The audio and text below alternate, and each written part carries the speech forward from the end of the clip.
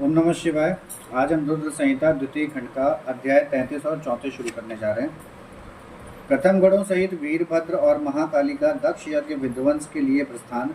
दक्ष तथा देवताओं को अपशगुन एवं उत्पात सूचक लक्षणों का दर्शन एवं भय होना। ब्रह्मा जी कहते हैं, नारद, महेश्वर के इस वचन को आदरपूर्वक सुनकर वीरभद्र बहुत संतुष्ट हुए। उन्होंने महेश्वर को प्रणाम किया। तत्पश्चात उन देवादिदेव शूली की उपयुक्त आज्ञा को सिरोधार्य करके वीरभद्र वहां से शीघ्र ही दक्ष के यज्ञ मंडप की ओर चले।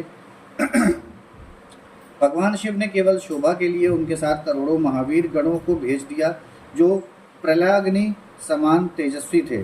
वे कौतूहलकारी प्रबल वीर प्रथम गण वीरभद्र के आगे और पीछे भी चल रहे थे। काल के भी काल भगवान रुद्र के वीरभद्र सहित जो लाखों पार्षद गण थे, उन सबका स्वरूप रुद्र के ही समान था। उन गणों के साथ महात्मा वीरभद्र भगवान शिव के समान ही वेशभूषा धारण किए रथ पर बैठकर यात्रा कर रहे थे। उनके एक सहस्त्र भुजाएं थीं, शरीर में नागराज लिपटे हुए थे। वीरभद्र बड़े प्रबल और भयंकर दिखाई देते थे। उनका रथ बहुत ही विशाल था। उसमें 10,000 सिंह जोते जाते थे, जो प्रयत्नपूर्वक उस रथ को खींचते थे। उस प्रकार बहुत से प्रबल सिंह, शार्दुल, मगर, मत्स्य और सहस्त्रों हाथी उस रथ के पार्श्व भाग की रक्षा करते थे।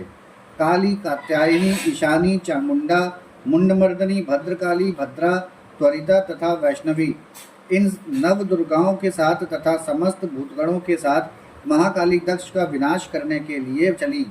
डाकिनी, शाकिनी, भूत प्रथम, गृहाक, कुष्मांड, परपट, चटक, ब्रह्मराक्षस, भैरव तथा क्षेत्रपाल आदि ये सभी वीरभद्र भगवान शिव की आज्ञा का पालन एवं दक्ष के यज्ञ का विनाश करने के लिए तुरंत चल दिए। इनके सिवा 64 गणों के साथ योगिनियों का मंडल भी सहसा कुपित हो दक्ष यज्ञ का विनाश करने के लिए वहां से प्रस्थित हुआ। इस प्रकार कोटि कोटि गण एवं विभिन्न प्रकार के गणाधीश वीरभद्र के साथ चले। उस समय भेरियों की गंभीर ध्वनि होने लगी। नाना प्रकार के शब्द करने वाले शंख बज उठे। भिन्न भिन्न प्रकार की सींगें बजने लगी। महामुने, सेना सहित वीरभद्र की यात्रा के समय वहां बहुत से सुखद शकुन होने लगे। इस प्रकार जब प्रथम गणों सहित वीरभद्र ने प्रस्थान किया, तब उधर दक्ष तथा देवताओं को बहुत से अशुभ लक्षण दिखाई देने लगे। देवर्ष यज्ञ विध्वंस की सूचना देने वाले त्रिविध उत्पात प्रकट होने लगे। दक्ष की बाईं आंख, बाईं भुजा और बाईं जांघ फड़कने लगी। तात वाम अंगों का वह फड़कना सर्वथा अशुभ सूचक था और नाना प्रकार के कष्ट मिलने की सूचना दे रहा था। उस समय दक्ष की यज्ञशाला में धरती डोलने लगी। दक्ष को दोपहर के समय दिन में ही अद्भुत तारे दिखने लगे। दिशाएं मलिन हो गईं। सूर्यमंडल चितकबरा दिखने लगा। उस पर हजारों घेरे पड़ गए, जिससे वह भयंकर जान पड़ता था। बिजली और अग्नि के समान दीप्तिमान तारे टूट टूट कर गिरने लगे तथा और भी बहुत से भयानक अपशगुन होने लगे। इसी बीच में वहां आकाशवाणी प्रकट हुई, जो संपूर्ण देवताओं और विशेषतः दक्ष को अपनी बात सुनाने लगी। आकाशवाणी बोली, ओ दक्ष, आज तेरे जन्म को धिक्कार है। तू महामूढ़ और पापात्मा है। भगवान हर की ओर से आज तुझे महान दुख प्राप्त होगा, जो किसी तरह टल नहीं सकता। अब यहाँ तेरा हाहाकार भी नहीं सुनाई देगा।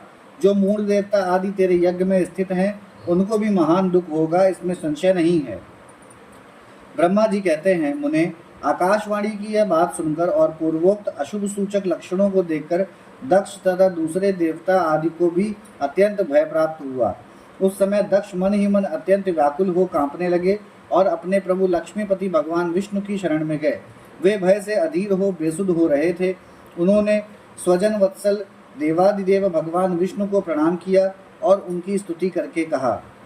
यहाँ हमारा अध्याय 33 और 34 खत्म होता है। ओम नमः शिवाय।